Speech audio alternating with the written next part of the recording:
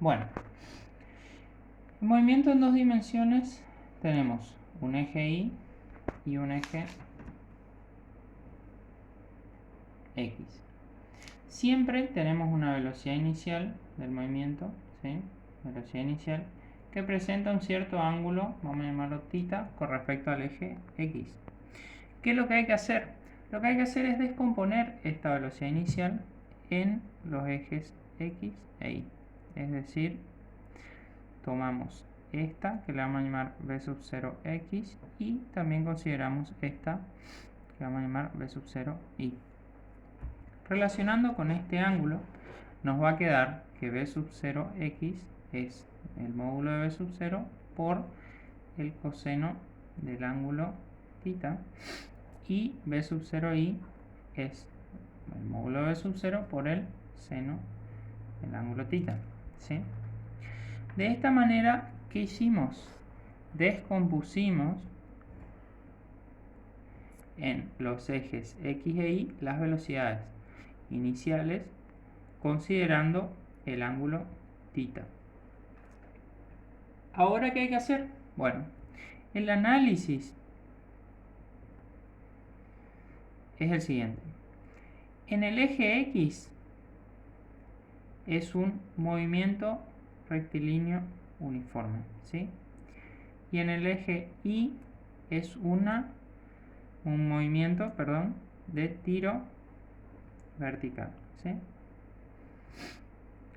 Entonces, ¿qué ecuaciones van a valer para el movimiento en X? Bueno, en X van a valer las ecuaciones que corresponden a movimiento rectilíneo uniforme. O sea, decir, la posición X va a ser igual a la velocidad inicial en X por el tiempo más la posición inicial en caso que no sea 0, ¿no?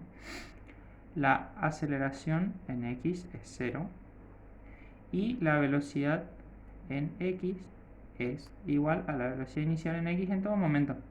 Es decir, que es constante. ¿Qué ocurre en Y? En Y tenemos un movimiento de tiro vertical, que es un caso particular de un movimiento rectilíneo uniformemente acelerado, pero que tiene la aceleración particular de la gravedad. Entonces, ¿cuál va a ser la ecuación de Y?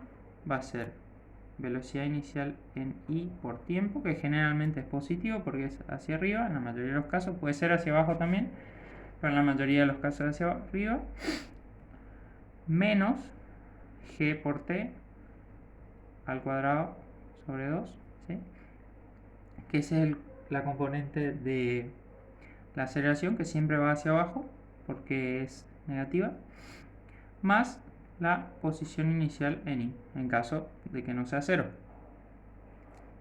Luego tenemos la velocidad en Y en función del tiempo, que es la velocidad inicial en Y menos g por t.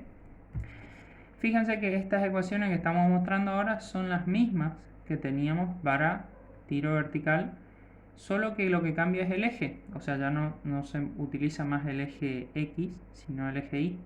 Esto es porque ahora tenemos un par de ejes coordenados donde el eje X es el eje horizontal, o sea que ya no tenemos más solo un eje, sino dos, entonces pasa a llamarse Y el eje vertical, pero eso no cambia nada el comportamiento. Y bueno, la aceleración en el eje Y es siempre la aceleración de la gravedad, que es menos 9,81 metros sobre segundo al cuadrado, que eso siempre se permanece constante. Bueno, ¿cuál es el análisis? Lo que tenemos que hacer ahora es trabajar con los datos que nos da el problema y con las ecuaciones correspondientes.